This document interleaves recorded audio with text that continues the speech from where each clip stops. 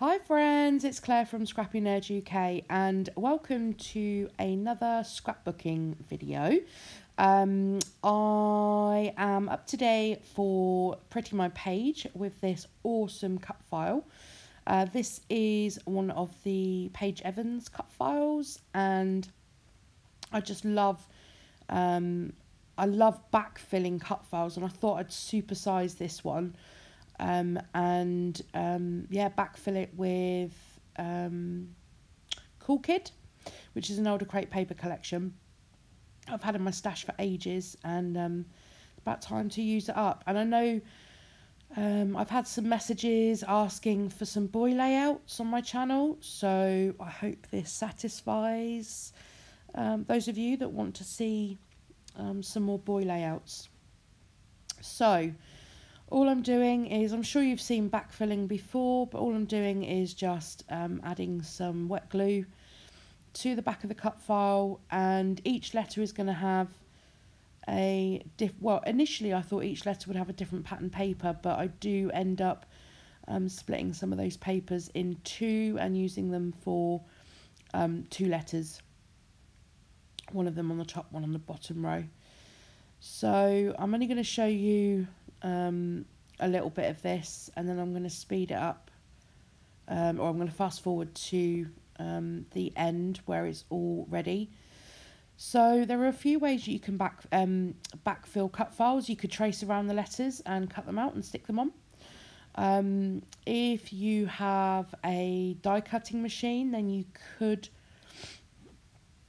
use that to cut out the letters. You would need to mess around with the sizing of the cuts in order to get them big enough to stick to the back of the cut file. But that is an option. You can also do what I'm doing. So I'm just cutting down a strip that's wide enough to fill in the back, but obviously it fills in around the file as well. So I do it this way, and then I just use my scissors to trim around the edge of the cut file, and then I do then come in with my craft knife and I tidy up the inside bits of the cut file. So if you're not if you don't have a craft knife, or you're not confident enough to use a craft knife, then my best suggestion would be for you to trace around the letters. Just make sure if you're tracing around the letters that you are cutting out maybe 1/8 of an inch wider, so there's that edge in order to stick to the actual cut file.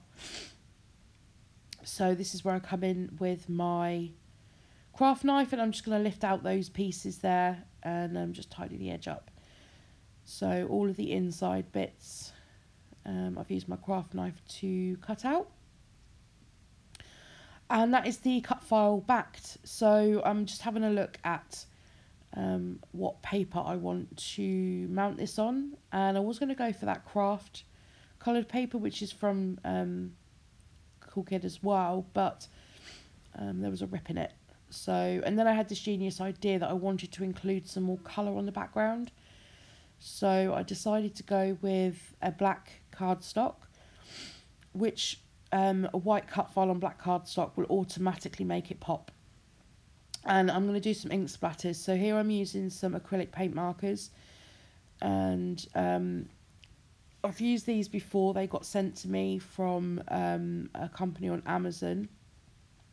I have actually become an Amazon influencer now, which basically means I've got a shop front on Amazon. So on that, which will be in the link in my description down below, any products that I tend to use in my videos that are available on Amazon will be linked up in my shop front. So it's just a little affiliate thing. So if you want the goods and they're in my shop front, then I get a tiny amount of commission back from Amazon. So I'd love to make this make this my full-time job, but it just doesn't, nothing it doesn't pay to be on YouTube or anything like that. So any little bit of money that I can make towards putting towards new supplies or new camera equipment, that sort of thing, definitely does help. So yeah, that is my story of the day. I'm sorry about my dog. She has decided to wake up and start sniffing and shaking, so apologies for that. So this is very, very simple what I'm doing here. I'm just adding some of those paint markers onto my Tim Holtz mixed media mat, and then just adding a bit of water to them to water them down. I did use white acrylic paint. I do find that white acrylic paint gives the best ink splatters. So I'm just adding in, I was just going to go with the green, red, gold and white, but there's quite a lot of blue in the cut files, in the backed cut files, so I add in a splash of blue as well. And that actually, I just used my heat gun on that, which I cut out. But if you have the patience to let it dry naturally, then I suggest that is probably the best way to go, purely because if you use a heat gun, it does tend to curl a lot. So my recommendation is to let it dry on its own to stop that curling edge. And don't use too much water, because then again you're going to get the curling. So here I'm just using some fun foam. This is just cheapy foam, and I stick it down with my ATG glue from the cut file side, and then for me to actually stick it to the background, because I have got some mixed media on there, and I do want to make sure that it sticks permanently and not fall off. I add wet glue to the other side, so I'm going to again cut this part out. Sure, you don't need to see me sticking foam to the back of my cut file. I'm quite haphazard with the pieces of foam as well. I'm not too concerned that they're not perfect. You're not going to see them as long as it's given the cut file enough support underneath. Then, oh, apologies. Then that's all I care about. So that is on the background. This is the photograph that I'm going to use, one of my littlest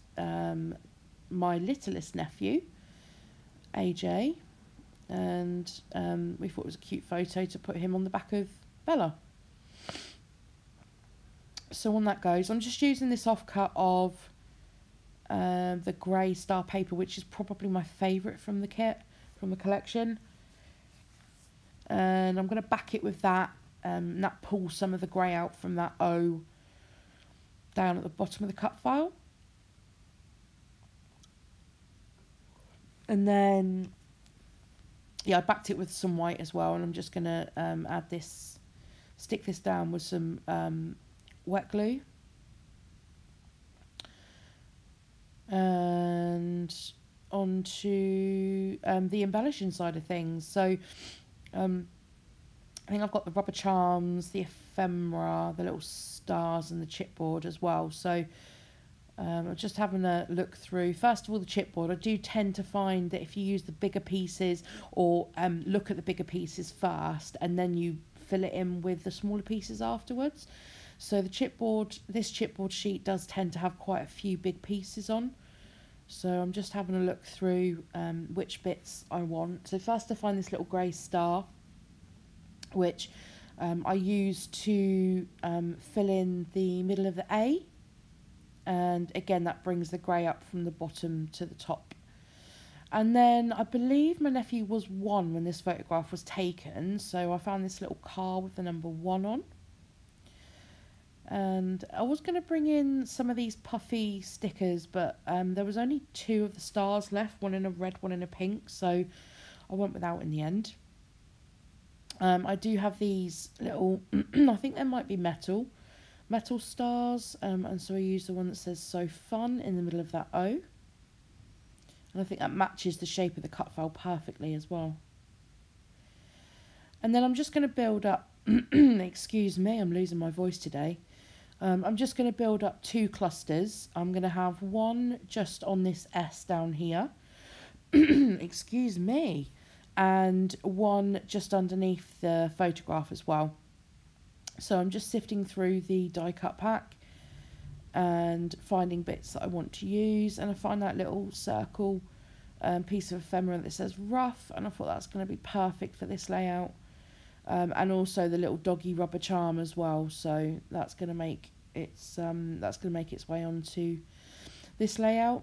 So although the chipboard has got adhesive on it, it's not very strong, so I'm just going to add some wet glue on top. And then that rubber charm there that says Wild Child, he is a bit of a wild child, that's going on as well, again with some wet glue. So just going to add some more wet glue to that, and then that rubber charm there I'm going to move to the right hand side, and then that's going to lay it up and around the photo, which I think looks super cute. And then I'm just going to move that bit and tuck that in under there.